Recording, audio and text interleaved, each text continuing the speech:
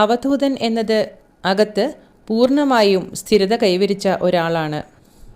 മനസ്സ്, ബുദ്ധി, അഹങ്കാരം എന്നിവ പൂർണ്ണമായും ഉള്ളിലെ ചൈതന്യത്തിലേക്ക് ലയിച്ചിരിക്കുമ്പോൾ, അതായത് നമ്മുടെ അകത്ത് തന്നെ നിലനിൽക്കുന്ന ഊർജത്തിലേക്ക് ലയിക്കുമ്പോൾ അവധൂതാവസ്ഥ സംഭവിക്കുന്നു. നമ്മിൽ എല്ലാവരുടെയും അകത്ത് പൂർണ്ണമായും നിശബ്ദമായ ഒരു ഊർജമുണ്ട്, വൈദ്യുതിയെപ്പോലെ. വൈദ്യുതി ഒരു ബൾബിലൂടെ പ്രവർത്തിക്കുമ്പോൾ അത് വെളിച്ചമാകുന്നു.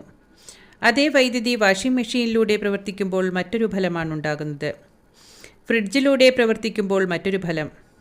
അതുപോലെ മനുഷ്യ ശരീരത്തിലൂടെ പ്രവർത്തിക്കുന്ന ഊർജം മനുഷ്യൻ്റെ അനുഭവമായി മാറുന്നു. അതേ ഊർജം ഒരു കടുവയിലൂടെ പ്രവർത്തിക്കുമ്പോൾ കടുവയുടെ സ്വഭാവമായി പ്രകടമാകുന്നു. അതിനാൽ രൂപമല്ല, നമ്മുടെ അകത്തെ ഊർജമാണ് ഭൂമിയിലും മറ്റെല്ലായിടങ്ങളിലും ജനനം മുതൽ മരണം വരെയും അതിനുമപ്പുറവും എല്ലാത്തിനെയും സജീവമാക്കുന്നത്.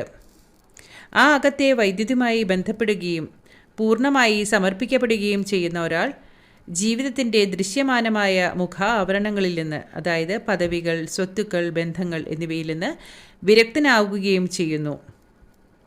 അവ വളരെ ആകർഷകവും അതേസമയം ബന്ധിപ്പിക്കുന്നതുമാണ്. അകത്ത് പൂർണ്ണമായും ബന്ധപ്പെട്ട് എന്താണ് എല്ലാം നിയന്ത്രിക്കുന്നത് എന്നുള്ള പൂർണ്ണബോധത്തോടെയും സാക്ഷാത്കാരത്തോടെയും അറിഞ്ഞ് അകത്ത് പൂർണ്ണമായും സ്ഥിരത കൈവരിച്ച ഒരാളെ പുറത്തുള്ള ഒന്നും ഒരിക്കലും സ്വാധീനിക്കില്ല. അതാണ് അവധൂതാവസ്ഥ. അകത്ത് പൂർണ്ണമായി സ്ഥിരത നേടിയ ഉറച്ച വ്യക്തിത്വമുള്ള ഒരാൾ. അയാൾക്ക് സാധനകളും രീതികളും അഭ്യാസങ്ങളും ഒന്നും ആവശ്യമില്ല. അവയെല്ലാം ഉള്ളിൽ തന്നെ ലയിച്ചിരിക്കുന്നു. സാഫല്യത്തിൻ്റെ ഒരു അവസ്ഥ അതുതന്നെയാണ് ഒരു അവധൂതൻ.